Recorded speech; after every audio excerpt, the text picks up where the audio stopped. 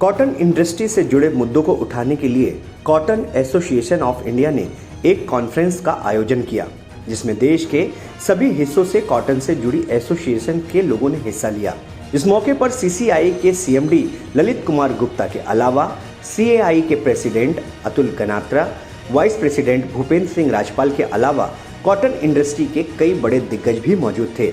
इस मौके पर इंडस्ट्री से जुड़ी समस्याओं के अलावा कॉटन के किसानों के ऊपर भी चर्चा हुई। मैं कहना चाहूँगा कि जो सीसीआई का रोल है वो ड्यूल रोल है। एक साइड हम फार्मर को प्रोटेक्ट करते हैं, फार्मर को उसकी क्रॉप का, उसकी क्वालिटी के अनुसार फुल प्राइस मिले, उसे हम सुनिश्चित करते हैं with the use of all the fair and transparent manner. Technology का यूज़ करते हैं, पेमेंट उनको फास्ट हम करते हैं।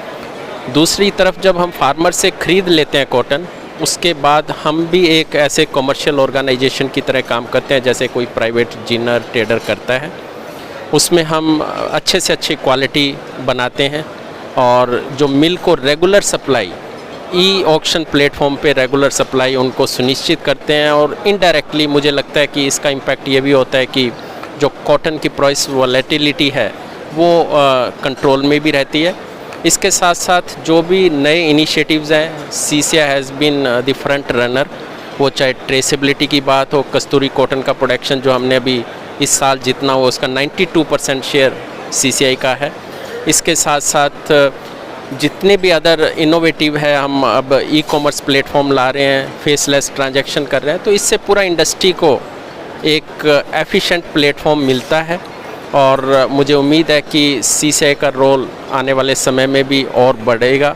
और हम दूसरा एक एडवांटेज ये भी है कि जो हम कॉटन बेचते हैं वो मार्केट ड्रिवन प्राइस पे बेचते हैं, ना कोई हम स्पेकुलेशन में जाते हैं। जो हमारी कॉस्ट है उसको भी ध्यान नहीं रखते, जो इंटरनेशनल डोमेस्टिक मार्केट है उसके अनुसार बेचते हैं। तो इससे इंडस्ट्री एंड यूज़र को भी बेनिफिट मिलता है कि वो कम्पेटिटिव प्राइस पे हमारी जो कॉटन है उसको कवर कर सकता है। हमने गवर्नमेंट ऑफ इंडिया को बोला है कि हमारे को एक नई सीड की टेक्नोलॉजी देना बहुत ज़रूरी है, क्योंकि फार्मर की जो इनकम है वो हर साल कम होते जा रही है। और अगर फार्मर की इनकम कम होगी तो फार्मर दूसरे क्रॉप पे शिफ्ट करेगा, और वही हो रहा है। जो 5 साल पहले हमारा कॉटन सोइंग का एरिया 135 लाख हेक्टर था, वो आज 112 लाख हेक्टर पे आ गया। तो वो दर्शाता है 23 लाख हेक्टर कम हो गया कि फार्मर की इनकम कम हो रही है।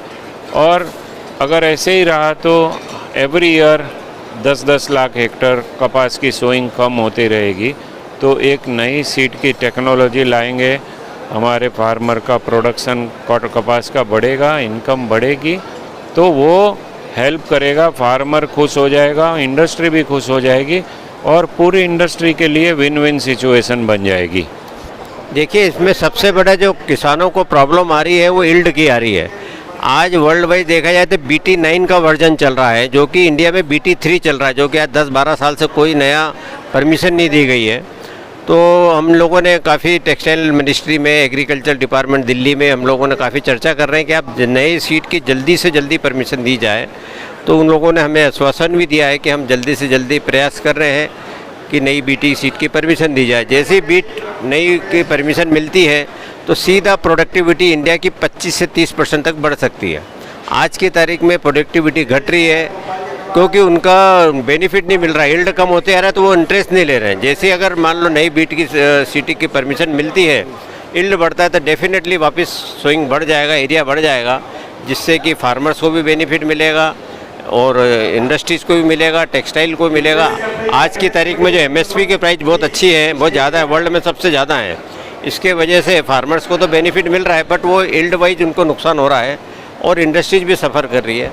हम लोगों ने गवर्नमेंट से डिमांड करी कि जो इम्पोर्ट ड्यूटी है उसको भी कम किया जाए, ताकि पूरा इंटायर टेक्सटाइल चेन एक अच्छे से चल सके और इसको लाखों करोड़ों लोगों को से जो रोज़गार से जुड़े हुए लोग हैं वो भी कंटिन्यू रह सके। देखिए, जब हम कॉटन की स्थिति की बात करते हैं तो डिमांड, सप्लाई और सेंटीमेंट, ये तीन चीज़ इंपॉर्टेंट होती है।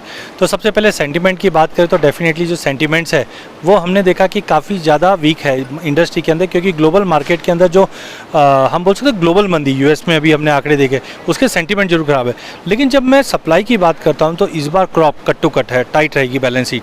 तो मुझे लगता है कि अगर सपोज आने वाले टाइम में अगर बरसातें ज़्यादा रहती है और डैमेज, तो कहीं ना कहीं सप्लाई का विकार रहेगा। अब रहा डिमांड की बात, तो डिमांड एज ऑफ नाउ तो वीक है, लेकिन जिस ढंग से सेंट्रल बैंक ने रेट कट की है तो ये मुझे लगता है ग्लोबल मार्केट में डिमांड का सिनेरियो इंप्रूव करेगा।